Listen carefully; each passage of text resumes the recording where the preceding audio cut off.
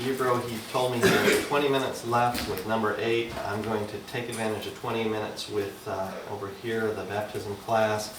And then we're trying to get to principle number 9. It's an important principle, but we've delayed it and delayed it. So I've not yet decided if we're going to go ahead with Lord's Supper before noon or if it will be this afternoon. So I'm praying for wisdom through the fellowship time. But right now, we have also fog on Tuesday. So remember, we're studying through the book. We're overviewing the book of Ezekiel on Tuesday night. So this Tuesday, remember to mark it down and to come to fog. Thirdly, remember on Thursday night, time 5 o'clock, you make 4 o'clock? 4 o'clock for Ebro. Put in the bulletin which? 4, perfect. The bulletin is 4 o'clock. I think it starts at time 5, but you need to enter time 4, right? Or do you need time? No, go for it. So,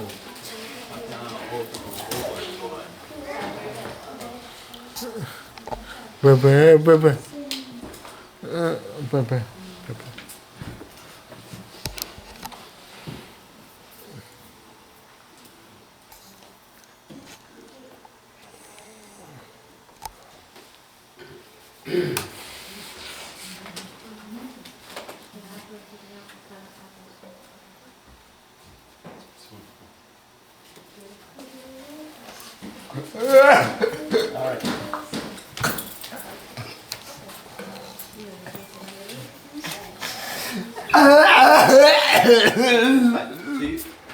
Ken sent the map to you, so if you've not yet received a map, you're curious where is the Smith Building, Theater Place in Loney. See Ken over there?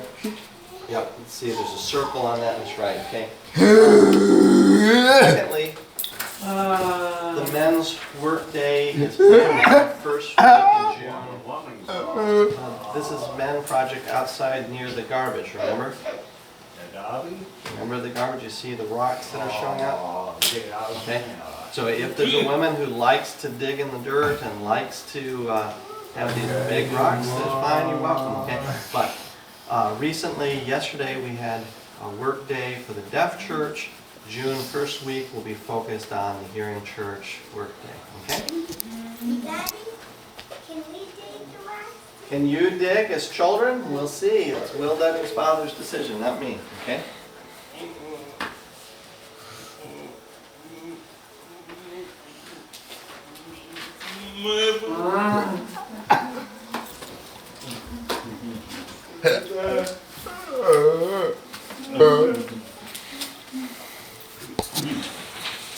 Okay, let's finish up chapter 7. We're close to the end.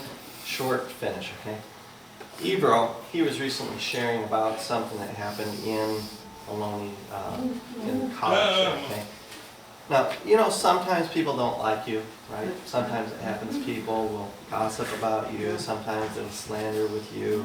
Okay, sometimes you don't know that, but sometimes it happens, you catch a person talking about you, and you go, wow, that's my name in the sentence there. They are negative talking about me. God's Word talks about that. In verse 21 it tells, chapter 7, verse 21, also, don't pay attention to all the words that people speak. Ignore it. Because what? Maybe you will hear your own servant curse. It tells you, ignore. Why? Because you are guilty of the same. Sometime if you look back in your life, you have cursed, you have said negative, you have gossiped, you have slandered someone before. Now, why are you surprised? Other people do the same. We've seen it all before. It's not new. It's the same story again and again. In verse 22, it tells, for often you yourself in your heart, maybe you didn't speak it, but in your heart you thought negative against another person. So we need to be careful not to pay attention on all the negative words people have and feel, mercy me, so many people are against me. No, that's the wrong attitude. We need to think, I need to remember I have been guilty of the same. The weak areas also including me.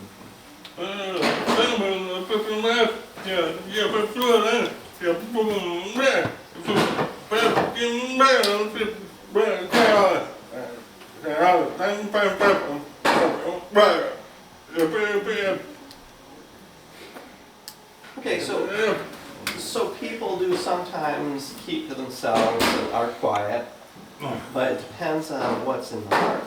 If it's increasing anger, that's a problem because it will blow up. And it becomes an annoyance, that's right. But the point now here is that you and I need not to become sensitive to people's view of us. It's not important. Now, the writer in verse 23 tells, okay, now I'm going to show you I am right. All this list up until now, chapter 7, you remember the poem, verses 1 through 14, comparing better and worse. Okay? You remember recently we discussed about the commands, numbers 1 through 6. All this list up until now, verse 23 tells, that I finished prove using wisdom. I told myself, I will become wise. But when I look, the wisdom is far away.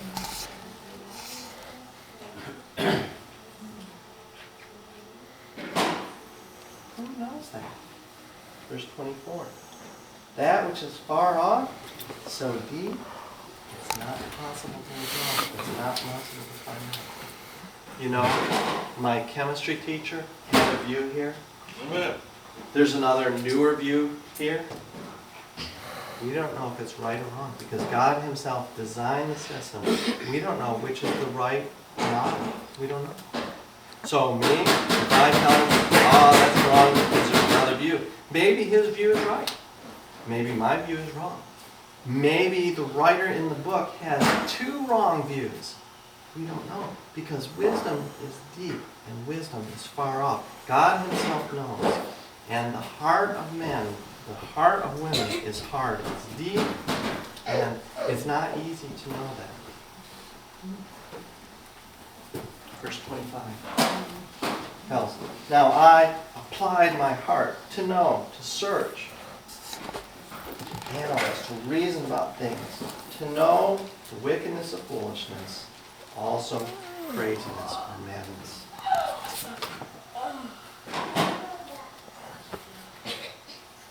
You remember the goal? The writer's goal? To analyze, to search, to understand. The goal? It's not a complete goal. Something is wrong with the goal because the wisdom of God here relates with the reason things happen. You know, before the earth was created, God knew sinner, man, sinner, woman. So God had a plan for the Son, Jesus Christ, to show up and die on the cross. He had a reason why the Son was involved in the tree of life. Now, man and women were clueless. They didn't know the wisdom of God. They went ahead and some followed God and sacrificed lamb and used the blood to cover sin. Some ignored God and worshipped idols and were let to destroy themselves. Foolish people here, wise people here. Now in the process of time, people following the blood covering here became a little bit prideful. They looked at the world and said, wow, they work on the Sabbath day, they go ahead and they lie and cheat and steal. Look at me, compared with them, I'm good. So too much legalism. The Pharisees developed, that's right. Who crucified Jesus Christ? The Pharisees were included. Now, we all, that's right. But my point, the best people, the Pharisees here, were included with planning the crucifixion of Jesus Christ. The best people, the legal followers, they were involved with that. And so the writer here is saying, there is wisdom that is far up, that God himself, he has planned. And he shows openly the heart of man and woman. Secondly, we talk about foolishness. The wickedness related with foolishness and craziness. And we see now that people sometimes think, I'm all right, I'm fine.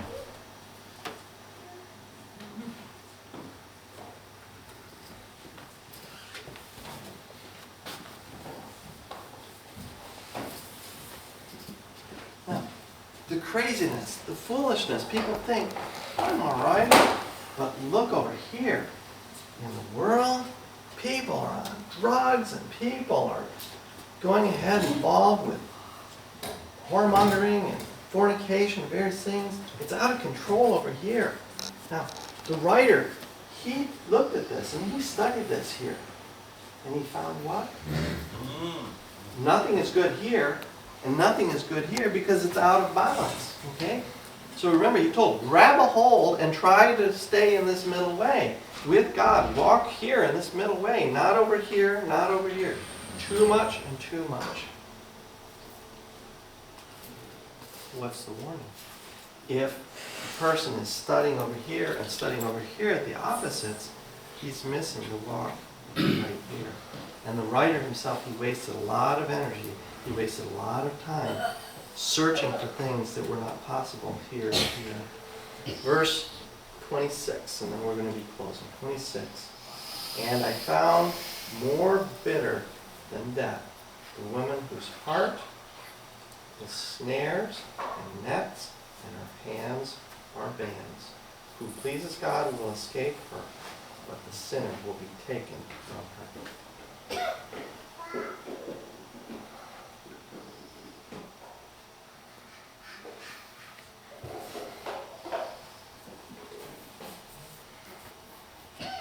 Now, pay attention, men. Women, you can cover your eyes for a minute.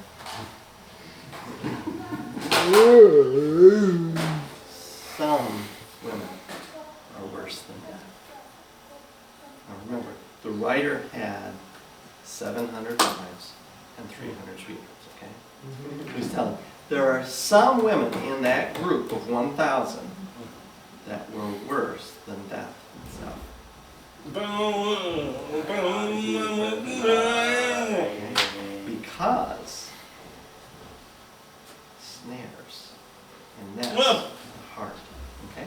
So this woman used her flattering language, her beauty, her body to tempt Solomon, to draw Solomon and bring him to worship idols.